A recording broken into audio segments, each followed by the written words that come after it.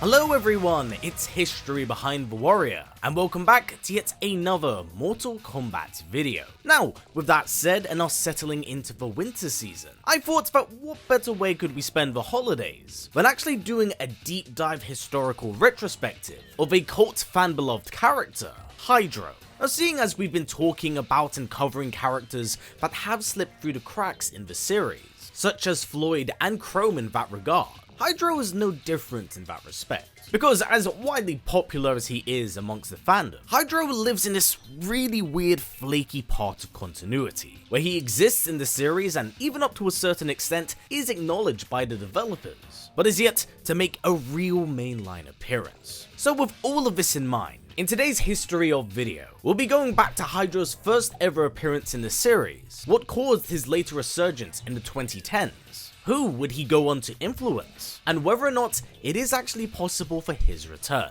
But before we do begin, just a quick reminder as always, if you like what we do here and wish to see more, please don't forget to subscribe and tick that bell, because it really goes a long way with supporting both this video and the channel itself in YouTube's algorithm. Anyway, let's dive right into things. Now, Hydro's appearance would actually take place extremely early on in the series, being part of the series' explosive boom in the 1990s. However, unlike his fellow ninja counterparts like Scorpion or Sub-Zero, Hydro's somewhat exclusivity would be tied to that of the Malibu comic book line. Now, for those unaware, following Mortal Kombat's widespread success, as the series evolved into that of a franchise, not only would there be more ports and more sequels, but of course the lore and foundation of the universe itself would be expanded upon in a pretty great way. And this was largely done through a very popular medium at the time, comic books. The comic books released after 1992 were essentially designed to enrich the world of Mortal Kombat, giving the world and characters the foundation they needed to grow, much more so than what the games could deliver, as it did have the creative minds of John Tobias and John Vogel, maybe being able to answer a few questions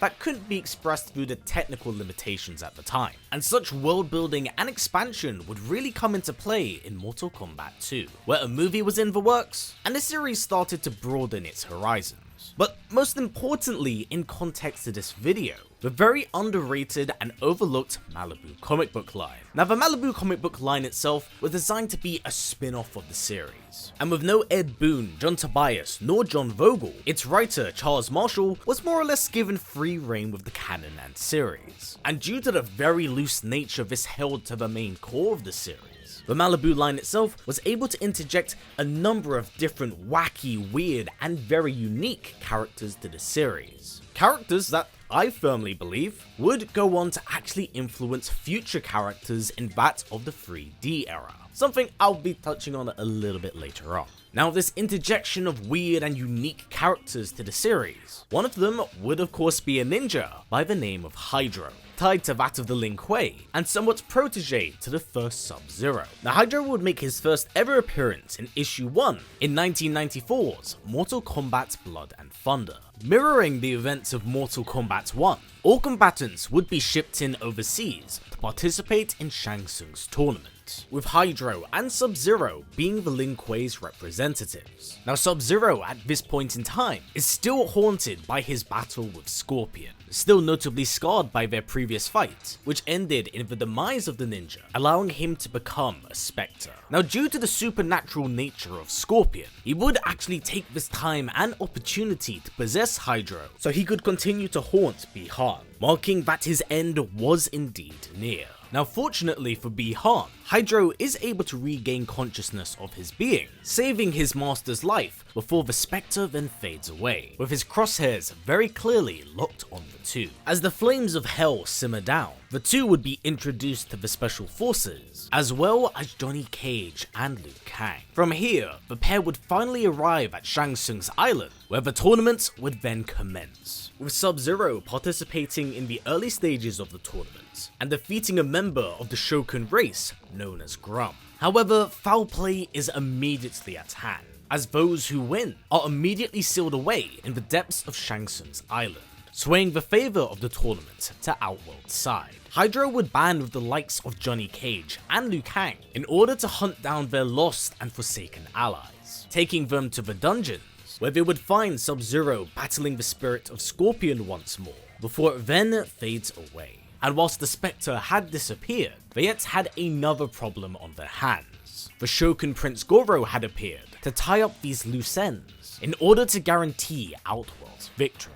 So Hydro is one of the many combatants that does battle the Prince, only just narrowly slipping through the cracks due to Raiden's interference. Once scattered and discombobulated from this attack, Hydro and Sub-Zero would be separated from each other, and Scorpion, seeking vengeance for his own death, would track down Hydro to send a message, leading to a very brief and unfortunately very swift confrontation between the two. Because whilst Hydro is confident in his skill, he's simply no match for the Spectre, as he strikes down the young ninja, with the last image he ever sees being the flaming skull of Hanzo Hasashi, marking Hydro's death in issue 4 of Mortal Kombat Blood and Thunder. So to say that Hydro's appearance in the series is brief would be a very generous understatement, as he does appear in only a few issues here. But this would in fact not be the last time that Hydro would appear in a spin-off comic book series, making a very brief and minor appearance during 1995's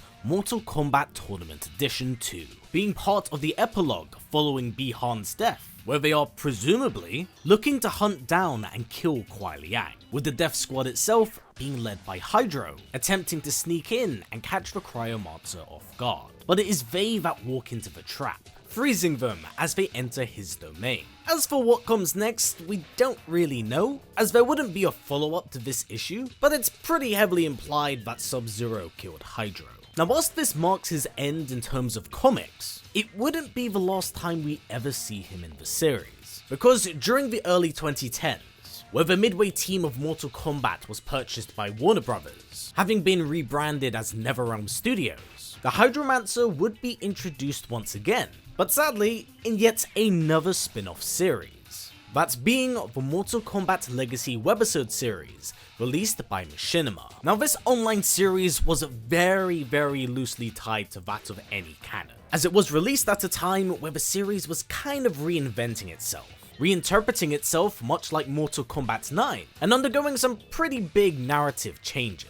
Thus, due to the alterations of this status quo, Legacy would take a very similar approach, with Hydro appearing in episode 8 as part of the season finale. Now the season finale itself would be the show's interpretation of the Cyber Initiative, where we see Cyrax and Sector undergo these transformations, but to truly test their skill and to see if these cybernetic units were truly capable of anything, they would be put up against another cyborg unit, LK1v1 Hydro. Now of course, this version of the character is vastly different from what we saw in the comics, as he has also undergone the Cyber Initiative, and whilst his appearance is extremely brief in this episode, he does put up a hell of a fight against Sector and Cyrax, because whilst there's no use of hydromancy here, he is able to channel electricity from his core and imbue them with his fists, making him a formidable force all things considered. But sadly for Hydro once more, he would once again meet his bitter end, as once Sector and Cyrax start teaming together, he is simply overwhelmed, executed by the Yellow Cyborg, and given a very swift end. But now, this takes us to the mainline series of games. So what do we have of Hydro here? Well, honestly, very little. Hydro is yet to appear in any of the 3 mainline timelines, only at best being referenced to or being used as an item consumable. However, his influence definitely does make an impact in some way, shape and form, because whilst he's absent from the original timeline, I firmly believe that some of his influence from his comic book counterhalf would be reintegrated for that of the 3D era, as during this time in the series, there was a plethora of new characters and new faces that were introduced to flourish out the world. And it's very clear that John Vogel, Mortal Kombat's creative mind at the time, did take some influence from the spin-off line of comics, as Zagat, the God of Chaos, would go on to influence the likes of Havoc, as well as the Chaos Realm itself, and his counterpart Abacus, the God of Order, would go on to influence Sido in some way, shape and form. I believe that a very similar attitude would be applied to Hydro here, as Sub-Zero would finally gain a protege during the 3D era of games, in the form of the Cryomancer Frost. and whilst they definitely fit the shoes of Protege in very different ways, they more or less still do fill the same boots here. Whilst not 1000% confirmed in stone, it's hard to ignore the similarities that do parallel the comics and the games here. But now, what of future appearances? Well, Hydro would actually appear in Mortal Kombat 11, but to say that he appears here would be very generous, as he is an item consumable that can be used in game. So this takes us to the new era. And has Hydro appeared yet? Definitely not. Unfortunately, once again, the Hydromancer has slipped through the cracks, and that may be largely due to Rain having appeared in game, as they do share the Hydromancer archetype. However, with a clear fan demand for this character, I firmly do believe that it's really only kind of a matter of time before he makes a canonical appearance. Ultimately, what it does come down to is a bit of a popularity contest between himself and Rain. But for now everyone, that has been it for the history of Hydro, and I do hope you have enjoyed this episode, as this was a very fun deep dive retrospective for me, as I typically don't touch on the non-canon stuff. So I do most certainly hope this has clarified the continuity issues that have surrounded Hydro, as I do think he'd be a very fun inclusion, even if it is as a minor off-screen cameo. It'd just be nice to see him in game. So, with that said and everything accounted for here, what was your first introduction to Hydro? Do you prefer his human form or do you prefer his cyborg form? And of course, how much of an influence do you think his character made on Frost? For now though everyone, that has been it for me. If you do have some other character suggestions, please do comment down below, as I'd love to hear what you have to say. But for now everyone, that has been it for me. So as always, stay strong, stay well, and I'll catch you in the next one.